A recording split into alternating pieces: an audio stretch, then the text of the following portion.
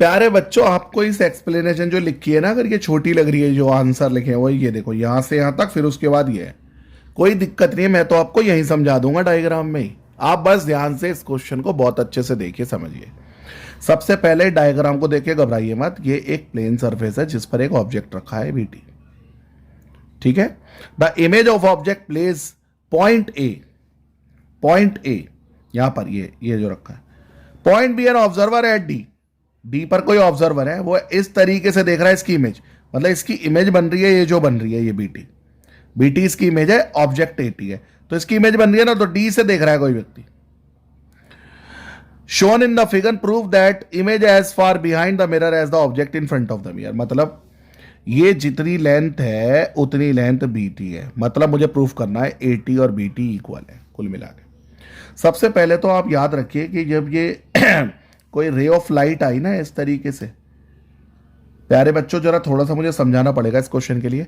हमें पता कोई भी ऑब्जेक्ट कैसे दिखाई देता है प्यारे बच्चों, लाइट उस पर पड़ती है और उससे रिफ्लेक्ट होकर हमारी आईज में आती है, तब हमें कोई ऑब्जेक्ट दिखाई देता है। ये आप डीप में पढ़ोगे आगे चल के, फिलहाल के लिए इतना समझ लीजिए, यहां से ray of light I, strike करी और रिफ्लेक्ट हो गई, तो इसे इंसिडेंस रे कहते हैं, इसे रिफ्लेक्टेड रे कहते हैं। जहां टकराती है उसे इंसिडेंस पॉइंट कहते हैं।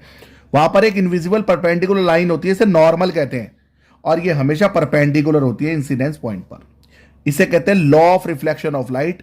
Angle of incidence is equal to angle of R, यानी i is equal to R, ये आपने पढ़ा होगा, law of reflection of light. बस इतना ध्यान रखो कि ये आई आर के इक्वल है। अब एक बात बताओ, ये कोई भी ऑब्जेक्ट परपेंडिकुलर रखा होता है, परपेंडिकुलर रखा होता है किसी सरफेस पे, वेरी नाइस। अब यहां पर ये जो नॉर्मल है ये परपेंडिकुलर होता ही है मिरर पे, इंसिडेंस पॉइंट, तो ये दोनों लाइन कैसी हो गई, पैरेलल नहीं हो गई, ये सी एन और ए बी। अगर ये पैरेलल हो गई तो ये आर है तो ये भी आर होगा, बताओ क्यों? क्योंकि कॉरस्पॉन्डिंग एंगल हो जाएगा, ये आर है तो ये भी आर हो जाएगा। दूसरा, अगर ये लाइन इसके पैरेलल है तो ये एंगल और ये एंगल ऑल्टरनेट इंटीरियर नहीं हो जाएंगे? देखो ढंग से दिखाता हूं रब करके, ये लाइन और ये लाइन पैरेलल है और ये क्या हो गया, ट्रांसवर्सल, तो ये आई है तो ये भी आई नहीं हो जाएगा माय डियर फ्रेंड्स, ये आर हम प्रूव कर चुके हैं। ये ऑल्टरनेट इंटीरियर है, ये कॉरस्पॉन्डिंग है, देखो ये एंगल कॉरस्पॉन्डिंग है, और आई और आर हम इक्वल प्रूफ कर चुके हैं। क्यों? Law of reflection of light, ये देखो प्लेन में देखा, law of reflection of light. प्यारे बच्चों बस एक बार मुझे यही बताना था कि क्यों ये आर है, क्यों ये आई है, और आई और आर इक्वल है, बस अब तो हो गया। अब इस ट्राइंगल को ले लो, सी बी टी और सी टी ए, देखो एंगल आर आई के इक्वल, एक एंगल मिल गया, सी टी कॉमन मिल गई, और 90 मिल गए, क्योंकि ऑब्जेक्ट 90 में रखा है तो क्या लग गया, दोनों में लग गया प्यारे बच्चों रूल। कौन सा रूल लग गया? Angle side angle.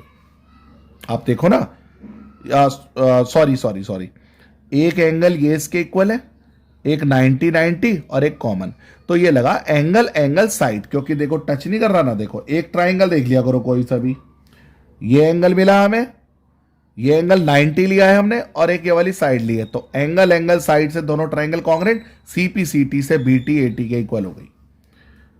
ये आपके सामने एक्सप्लेनेशन है, अगर आप पूरा लिखना चाहते हो तो यहां से स्क्रीनशॉट लेके लिख सकते हो।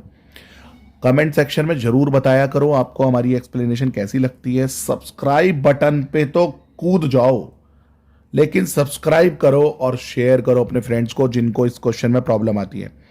कमेंट सेक्शन में हमें बताइए अगर आपके पास और भी प्रॉब्लम है माय डियर फ्रेंड्स। तब तक के लिए जय हिंद, जय भारत।